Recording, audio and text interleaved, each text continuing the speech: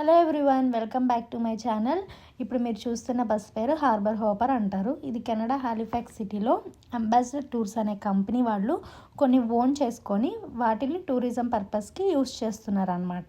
Present ఇది పిల్లలకి చాలా ఎగ్జైటింగ్గా ఉంటుంది. పిల్లలకే కాదు, పెద్దవాళ్ళకి కూడా ఎగ్జైటింగ్గా అనిపిస్తుంది. ఎందుకంటే ఫస్ట్ టైం ట్రై చేసిన వాళ్ళకి చాలా ఎగ్జైటింగ్గా అనిపిస్తుంది. దాని తర్వాత ఈ బస్ని ఎలా బుక్ చేసుకోవాలంటే ఇది ఆన్లైన్లో బుక్ చేసుకోవచ్చు అంబాసిడర్ టూర్స్ అనే వెబ్సైట్లో. లేదు అనుకుంటే కనుక ఇన్ పర్సన్ కూడా బుక్ చేసుకోవచ్చు. మీరు ఆన్లైన్లో బుక్ చేసుకుంటే కనుక 1 day బిఫోర్ బుక్ చేసుకోండి. బికాస్ ఎందుకంటే ప్రైస్ వేరియేషన్ అనేది ఉంటుంది. మీరు సేమ్ డే బుక్ చేసుకుంటే కొంచెం ఎక్కువ ప్రైస్ చూపిస్తుంది. 1 day బిఫోర్ బుక్ చేసుకుంటే కొంచెం తక్కువ ప్రైస్ చూపిస్తుంది. సో హాలిఫాక్స్ సరౌండింగ్ ఏరియాస్లో ఉన్న వాళ్ళు కానీ, లేకపోతే హాలిఫాక్స్ ట్రావెల్ చేయాలనుకుంటున్న వాళ్ళు కానీ, ఇది ఎక్స్పీరియన్స్ చేయాలి, ఈ బస్ని ఎక్స్పీరియన్స్ చేయాలి అనుకుంటే కనుక మీరు ఆన్లైన్లో బుక్ చేసుకొని వెళ్ళండి. లేదా మీరు అక్కడికి వెళ్ళాక కూడా ఇన్ పర్సన్ బుక్ చేసుకోవచ్చు. అండ్ ఇవి రైడ్స్ ఏవైతే ఉన్నాయో ఇవి సమ్మర్లో ఒక టైం పీరియడ్ ఉంటాయి, వింటర్లో ఒక టైం పీరియడ్ ఉంటాయి అన్నమాట. సమ్మర్కి వస్తే కనుక ఇది April 26th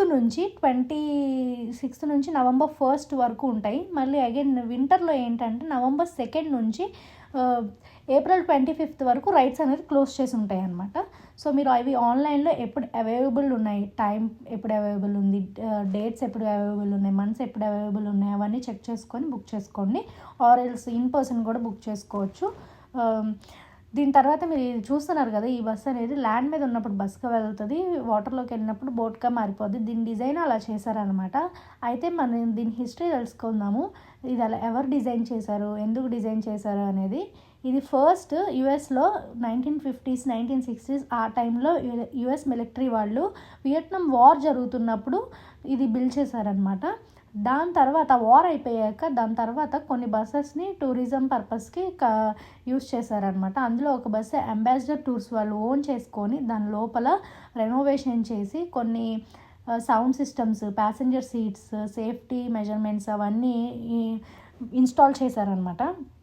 ఈ టూర్ అనేది 55 minutes ఉంటుంది అనమాట. ఆ టూర్లో భాగంగా సిటాడెల్ కూడా చూపిస్తారు.